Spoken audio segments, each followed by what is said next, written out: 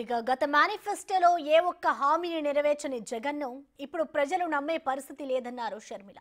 మద్యపాన నిషేధం, ప్రత్యేక హోదా, జాబ్ క్యాలెండర్, జలయజ్ఞం హామీలు ఏమయ్యాయని ప్రశ్నించారు. వైసీపీ మేనిఫెస్టోపై ఘాటుగా రియాక్ట్ అయ్యారు షర్మిల.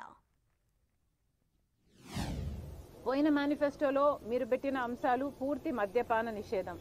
మరి పూర్తి మద్యపాన నిషేధం మీరు ఎందుకు చేయలేదు? పూర్తి మద్యపాన నిషేధం చేయకపోతే మేము ఎలక్షన్లో కూడా ఓట్లు అడగము, మళ్ళీ నెక్స్ట్ టైం వచ్చి అని చెప్పిన మీరు మేనిఫెస్టోలో పెడుతున్నాం మేము అని చెప్పి, మేనిఫెస్టో అంటే మాకు బైబిల్తో సమానము, ఖురాన్తో సమానము, భగవద్గీతతో సమానము అని చెప్పిన మీరు ఈరోజు మేనిఫెస్టోలో మీరు చెప్పిన మాట నిలబెట్టుకోకపోగా ఇప్పుడు మళ్ళీ కొత్త మేనిఫెస్టో రిలీజ్ చేస్తుంటే, మరి పాత మేనిఫెస్టోకు మీరు విలువ ఇవ్వకపోతే మీ కొత్త మేనిఫెస్టోకు ప్రజలు ఎందుకు విలువ ఇవ్వాలి అని కాంగ్రెస్ పార్టీ ప్రశ్నిస్తుంది. పూర్తి మద్యపాన నిషేధం అని చెప్పిన మీరే, మీ సర్కారే ఈరోజు మద్యం అమ్మే స్థాయికి దిగజారింది అంటే మరి మీకైనా మీ మేనిఫెస్టోకైనా ఏమి క్రెడిబిలిటీ ఉంది అని కాంగ్రెస్ పార్టీ ప్రశ్నిస్తుంది.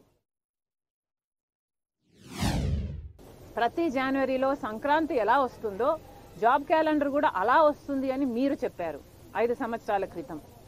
మరి దాని మాట ఏమిటి? జాబ్ క్యాలెండర్ ఒక్కటి కూడా 5 సంవత్సరాలు గడిచింది, 5 సంక్రాంతులు గడిచాయి, కానీ జాబ్ క్యాలెండర్ మాత్రం ఒక్కటి కూడా రాలేదు. మరి మీరు ఏం సమాధానం చెప్తారు? 2,30,000 ఉద్యోగాలు ప్రభుత్వ శాఖల్లో ఖాళీగా ఉన్నాయని మీరే చెప్పారు 5 సంవత్సరాల క్రితం. ఆ ప్రభుత్వ శాఖల్లో ఉన్న ఉద్యోగాలను మీరు ఇప్పటికీ భర్తీ చేయలేదు. ఆ ప్రభుత్వ శాఖల్లో ఈ రోజు వరకు కూడా అవే ఉద్యోగాలు, 2,25,000 ఉద్యోగాలు ఇంకా ఖాళీగానే ఉన్నాయి.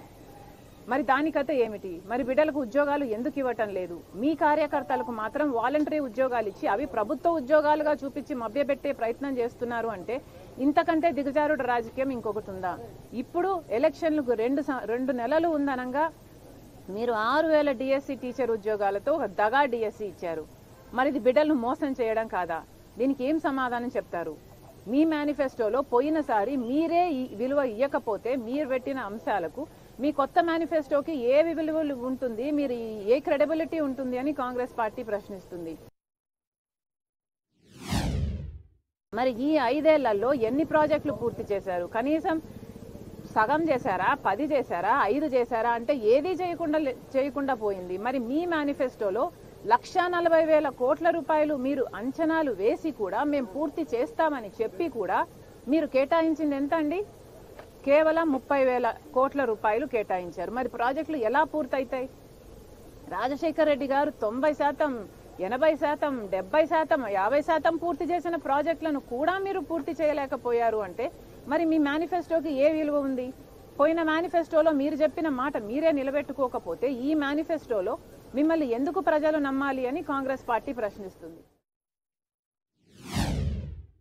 వైసీపీ పార్టీ జగన్మోహన్ రెడ్డి గారు చెప్పిన విషయము 3,000 కోట్ల రూపాయలు ధర స్థిరీకరణ నిధి కోసం రైతులకి ప్రతి సంవత్సరము పక్కన పెడతాము, దాంట్లో నుంచి మద్దతు ధర వచ్చేటట్టు ప్రతి రైతుకి మేము అండగా నిలబడతాము అని మీరు పోయిన మేనిఫెస్టోలో మాటిచ్చారు.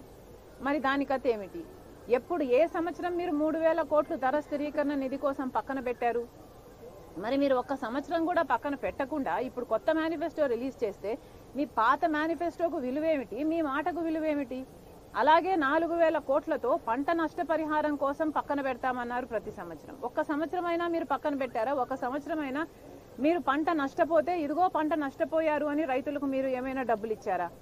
కనీసం రాజశేఖర్ రెడ్డి గారు ఇచ్చిన డ్రిప్ సబ్సిడీ కూడా ఇప్పుడు లేకుండా మీరు ఎత్తేశారు అంటే మరి మీరు ప్రజలకు ఏం సమాధానం ఇస్తారు?